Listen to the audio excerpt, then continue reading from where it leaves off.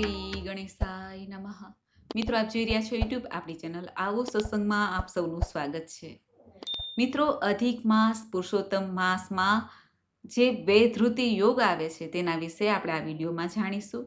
જે વૈધૃતિ યોગના સ્વામીની દિતિ માતા છે, જે અસુરના માતા છે, અને ખાસ કરીને રુદ્રદેવની પૂજા, ભગવાન વિષ્ણુની પૂજા, શિવજીની પૂજા કરીને આ વૈધૃતિ યોગ કે જે અનિષ્ટકારી યોગ મનાય છે, અશુભ મનાય છે, તેમાં પણ શુભ ફળની પ્રાપ્તિ કેવી રીતે કરવી તે વિશે આપણે આ વિડીયોમાં જાણવાના છીએ અને વૈધૃતિ યોગના મુહૂર્ત વિશે પણ જાણીશું.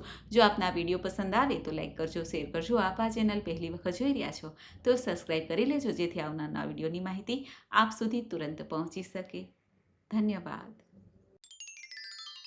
મિત્રો, જેમ વ્યતિપાત યોગનું ઘણું મહત્ત્વ છે, ભગવાન શ્રી કૃષ્ણએ યુધિષ્ઠિરને વ્યતિપાતનું વર્ણન સાંભળવાની ઈચ્છાથી જે કથા કહી હતી કે એક સમયે ચંદ્રમાએ પોતાની ગુરુપત્ની તારાનું હરણ કર્યું, આથી સૂર્ય ચંદ્રને ઠપકો આપ્યો. આથી ચંદ્રએ રોષે ભરાઈને ક્રોધ દ્રષ્ટિ કરી, સામે સૂર્યનારાયણે પણ ક્રોધ કર્યો. આમ બંનેના અરસપરસના ક્રોધથી જે દ્રષ્ટિપાત થયો તેનાથી એક મહાપુરુષ પ્રગટે છે, જેનું નામ વ્યતીત છે. તેને પૂજનાર મનુષ્ય પુત્રવાન, આયુષ્યવાન, ધનવાન અને આરોગ્યવાન થશે.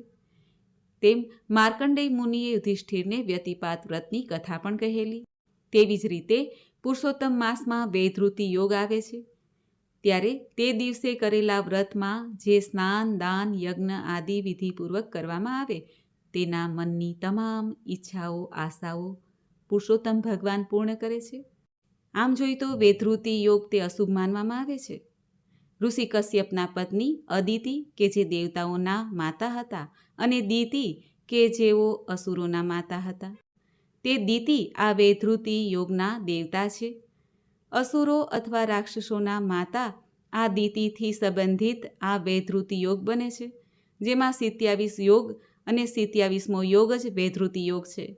આ યોગમાં નવી શરૂઆત કરવી, શુભ આયોજન કરવું તે વ્યર્થ જાય છે.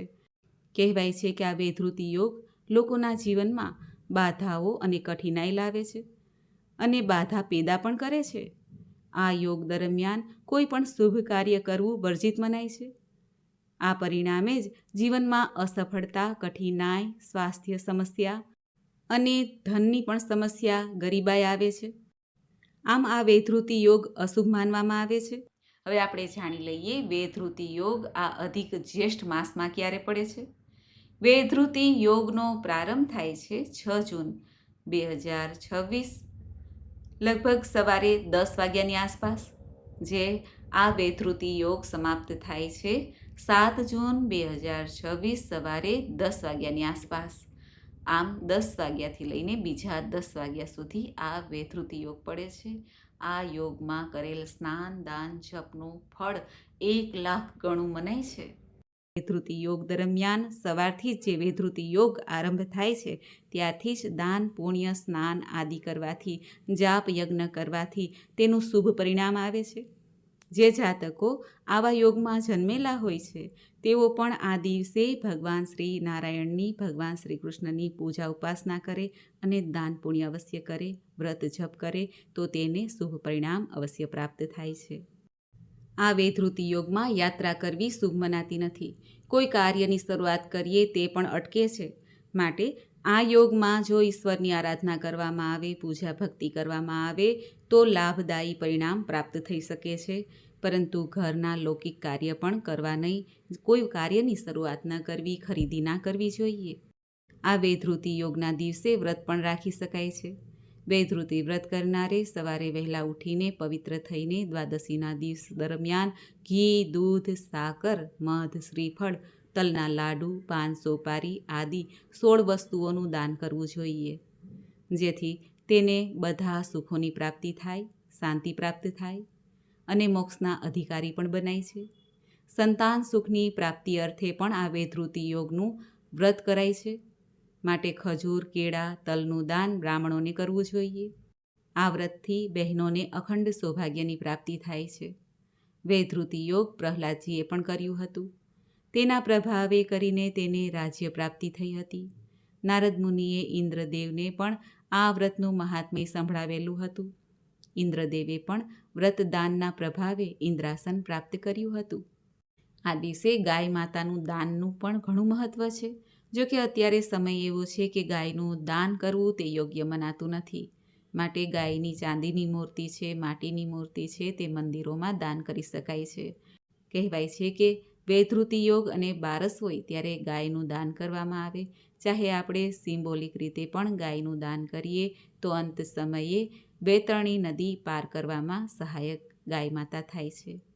આ દિવસે જે પિતૃઓને પિંડદાન કરે છે, યજ્ઞ યાગાદી કરે છે, તેને પિતૃઓના આશીર્વાદ પ્રાપ્ત થાય છે. અને ઘીનું દાન કરવાથી પણ ભગવાન વિષ્ણુ પ્રસન્ન થાય છે. વસ્ત્રદાન આજના દિવસે જો કરવામાં આવે તો વૈકુંઠ ધામમાં વાસ થાય છે. કપૂરયુક્ત તાંબુલ અર્થાત પાનનું દાન કરવામાં આવે તો પૂર્વજોનો ઉદ્ધાર થાય છે. ભગવાનની સેવામાં પણ તાંબુલ ધરી શકાય છે. જેમ વ્યતિપાત યોગ છે તે જ રીતે વૈધૃતિ યોગનું પણ મહાત્મય છે. માતા દીતિની કે જે હિરણ્યાક્ષ અને હિરણ્યકશિપુના માતા હતા, તેમની પૂજાનો મહિમા છે. આ વૈધૃતિ યોગનું વ્રત જો બહેનો કરે તો તેમને વિધવાપણું આવતું નથી એવું પણ શાસ્ત્રમાં કહેવાનું છે. શ્રદ્ધાનો વિષય છે. ઈશ્વરની પ્રાર્થના પૂજા કરવાથી લાભ પ્રાપ્ત થાય તેવા આ યોગ છે, જેમાં આપણે ભગવાન પુરુષોત્તમની પૂજા કરીને આ પુરુષોત્તમ માસમાં લાવો લઈ શકીએ છીએ. આમ તો દર માસે વ્યતિપાત યોગ અને વૈધૃતિ યોગ આવે જ છે, પરંતુ આ પુરુષોત્તમ માસમાં આવેલ વ્યતિપાત યોગ અને વૈધૃતિ યોગ બંનેનું ઘણું મહત્ત્વ છે. મિત્રો, મને આશા છે કે આપને આ વિડીયો જરૂર પસંદ આવ્યો હશે. આજના દિવસે ભગવાન પુરુષોત્તમની સેવા પૂજા કરીને ધૂપ દીપ નૈવેદ્ય કરીને આરતી ઉતારાય છે, દક્ષિણા અપાય છે અને ત્યારબાદ યજ્ઞ યાગાદી દાન પુણ્ય કરવું જોઈએ, જેથી વૈધૃતિ યોગનું સંપૂર્ણ ફળ પ્રાપ્ત થાય. આખા દિવસમાં ગમે ત્યારે આ દાન પુણ્ય કરી શકાય છે. ભગવાન પુરુષોત્તમની પ્રાર્થના કરાય છે જેથી જીવનમાં સુખ શાંતિ બની રહે, આરોગ્ય સૌભાગ્ય બની રહે.